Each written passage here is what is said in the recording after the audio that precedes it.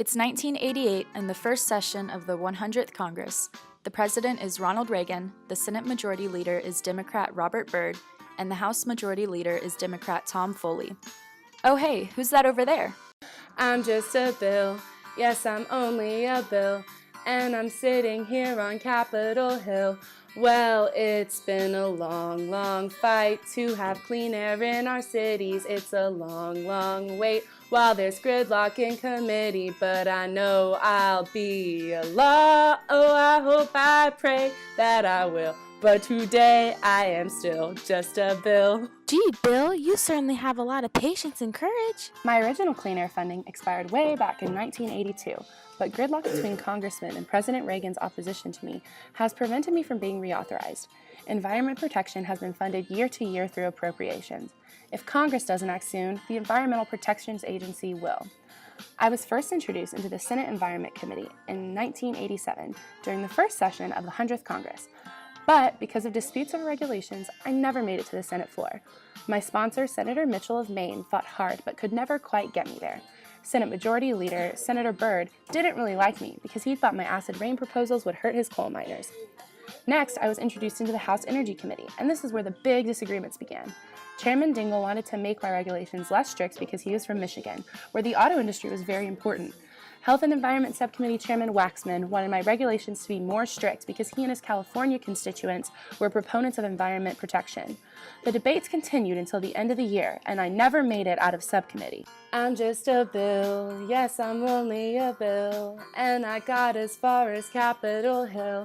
Well, now I'm stuck in the Energy Committee, and I'll sit here and wait while Congressman Dingell and Waxman debate whether they should let me be a law. Oh, I hope, I pray that they will, but today I am still just a bill. Wow, the committee is taking a long time.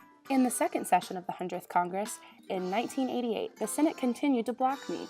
Key players were Majority Leader Byrd, who wanted to protect his state's coal mining jobs, Chairman Dingell, who wanted to protect his state's auto industry, and Chairman Waxman, who wanted stricter regulations. A group of 9 moderate Democratic representatives in the House Energy Committee tried to create a compromise so that I could pass, but Dingell continued to disagree over the legislative language. I died at the end of the session after opposition from the Western senators and threats of a filibuster. Oh no, you died? I'm just a bill, yes I'm only a bill, and I died here on Capitol Hill. Well, the 100th Congress is over now. I won't be a law, no way, no how. The committee couldn't compromise how. I hope and pray that they will, but today I am still just a bill. I'm back at the Capitol, and it's the first session of the 101st Congress in 1989. We have a new president, George H.W. Bush, as well as a new Democratic Senate Majority Leader, George Mitchell. Both support the bill's passage, especially after the new reports on global warming and the discovery of a hole in the ozone layer. It's you again!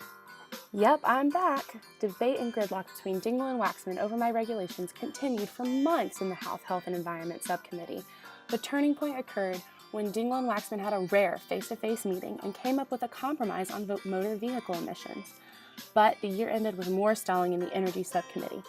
In contrast, I flew through the Senate Environment and Public Works Committee in a single day. Majority Leader Mitchell committed to bringing me to the floor the next session. It's now 1990, and I'm in the second session of the 101st Congress. The Senate committee reported me as Senate Bill 1630 to the floor, where I spent months going through debates and negotiations between both senators and White House correspondents. Meanwhile, in the House, I was passed on the floor as House Bill 3030 in only 2 days of debate. Conference committee resolved the differences by October, and I passed through both chambers again. I was signed by President Bush on November 15th. I became official. I'm just a bill, yes I'm only a bill. After 4 years I left Capitol Hill. Well, then I went to the White House and was signed by Bush. All Congress needed was a little push, then I was signed and became a law. After 2 Congresses on the Hill, I can say I'm no longer a bill.